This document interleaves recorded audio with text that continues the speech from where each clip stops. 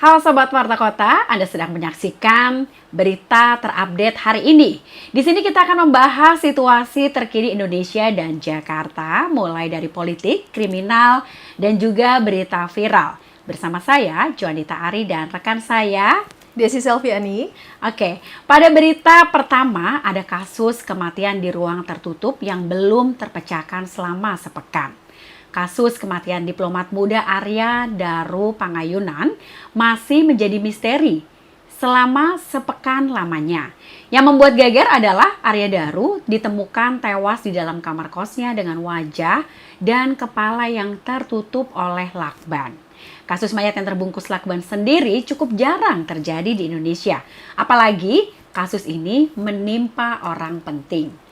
Dari penelusuran polisi, sementara Arya Daru terakhir terlihat pada Senin 7 Juli sekitar setengah 12 malam. Kemudian dari CCTV, Arya pun terlihat membawa kantong plastik saat ia kembali ke kamar kosnya di Menteng, Jakarta Pusat. Namun, ketika pagi harinya, di hari Selasa 8 Juli, penjaga kos masuk dan menemukan tubuh Arya sudah dibalut oleh lakban. Tetapi tubuhnya ditutup oleh selimut gitu ya.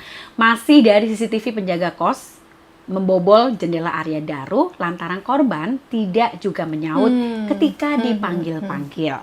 Penjaga kos mengaku dapat telepon dari istri korban untuk memeriksa keadaan suaminya karena tidak bisa dihubungi sejak Selasa dini hari.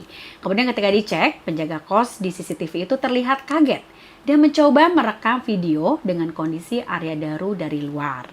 Sebab Arya Daru ditemukan tertutup selimut dan ketika selimutnya dibuka, korban dalam kondisi mengerikan yakni terlakban di seluruh wajah dan kepalanya. Nah, dari informasi terbaru nih rekan Nonon, ternyata polisi menemukan CCTV kondisi kosan pada Selasa dini hari. CCTV pukul setengah 12 dini hari memperlihatkan sesosok pria yang diduga sebagai penjaga indekos melintas di depan kamar kos Arya Daru. Bikin anehnya lagi, penjaga kos nampak mondar-mandir berjalan ke ujung lorong pintu keluar. Selanjutnya diduga penjaga indekos terlihat menengok-nengok ke arah kamar Arya Daru sembari memegang handphone. Lalu diduga juga penjaga kos tak hanya memegang handphone namun juga tampak sambil berbicara.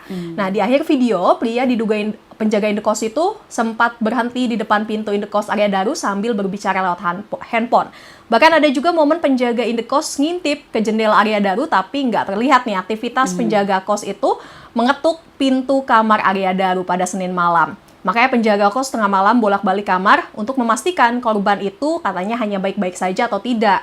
Polisi sih sampai sekarang belum memberikan keterangan apakah sudah mencocokkan keterangan penjaga kos dengan keterangan istri korban terkait motif dari bolak-balik kamar kos Arya Daru.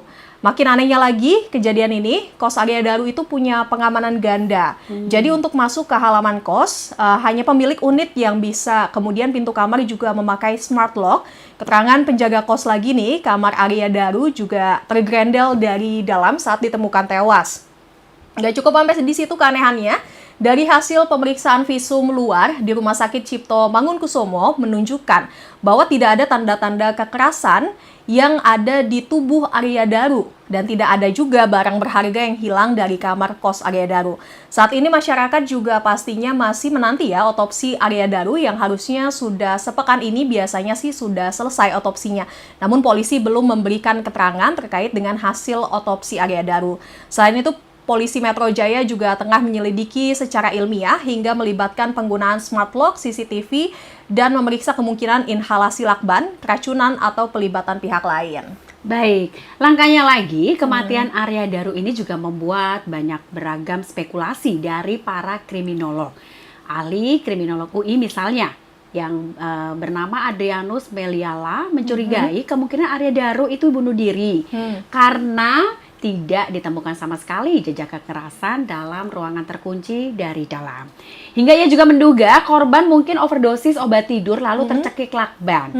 Tapi keluarga korban, yakni kakak ipar korban, Meta Bagus mengungkapkan bahwa korban sempat berbelanja ke mall ketika malam ditemukan.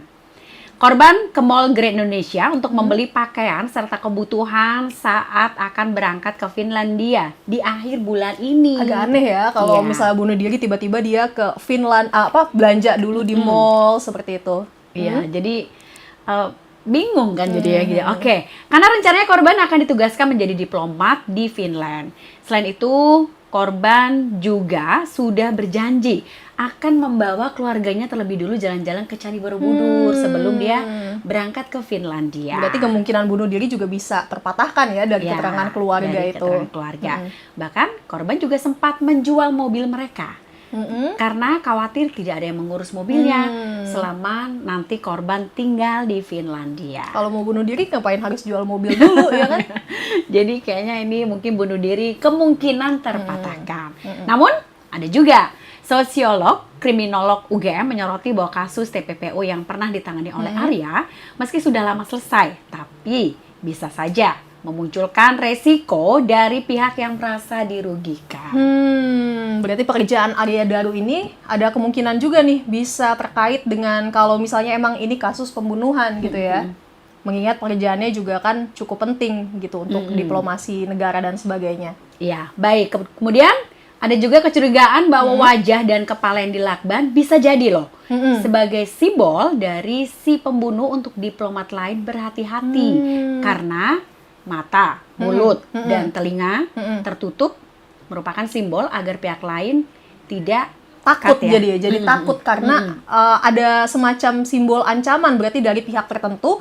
Makanya mengapa melakban repot-repot gitu ya, melakban jasad yang sebenarnya sudah tewas gitu. Kalau Iya. harus dibunuh saja, berarti ada kemungkinan ini ancaman untuk diplomat lainnya juga, Iya. seperti itu ya. Ditambah lagi lakbannya itu kan rapi ya, rapi banget, bukan yang terburu-buru gitu ya. Jadi kalau pembunuhan juga mungkin masih ragu-ragu begitu Kak Desi ya. Karena kalau misalnya memang pembunuhan kan pastinya dari yang saya ketahui itu akan dimulai. Jadi nanti tim forensik juga masih menguji Iya. apakah awal dari lakban itu di mana posisinya. Gitu. Seperti itu. Jadi apakah ini kalau bunuh diri dan pembunuhan itu bisa dilihat dari arah posisi ujung Arah lakbannya posisi ya? ujung lakbannya. Oke. Awal lakbannya. Nah, awal lakbannya. Tapi ada kemungkinan juga nih dari pakar lain, selain bunuh diri atau pembunuhan, menurut kriminolog Reza Indragiri, penyebab kematian itu sebenarnya ada 4. Oke. Bisa kematian natural, yakni sakit ya, seperti pada umumnya, atau bisa juga kematian karena bunuh diri, kematian karena pembunuhan, ataupun kematian karena kecelakaan. Saat ini, kan perihal penyakit Arya Daru juga tengah ditelusuri ya oleh kepolisian. Sementara ini Arya Daru diketahui hanya memiliki sakit GERD atau MAH ya. Sisanya apakah karena bunuh diri, pembunuhan, atau kecelakaan, itu masih ditelusuri oleh kepolisian. Kecelakaan sendiri di sini masih cukup nyaru penyebabnya apa, tapi di Amerika Serikat banyak kasus kematian dengan sengaja penutupan jalur nafas dikarenakan fantasi seksual seseorang, yakni asfiksia autoretik. Asfiksia autoretik itu pencekikan seksual yang dilakukan pada diri sendiri. Orang yang melakukannya menemukan cara untuk memutus pasokan oksigen mereka saat masturbasi. Dilaporkan sebanyak 250 hingga 1.000 orang di Amerika Serikat meninggal setiap tahunnya karena kecelakaan saat melakukan praktik asfiksia autoretik.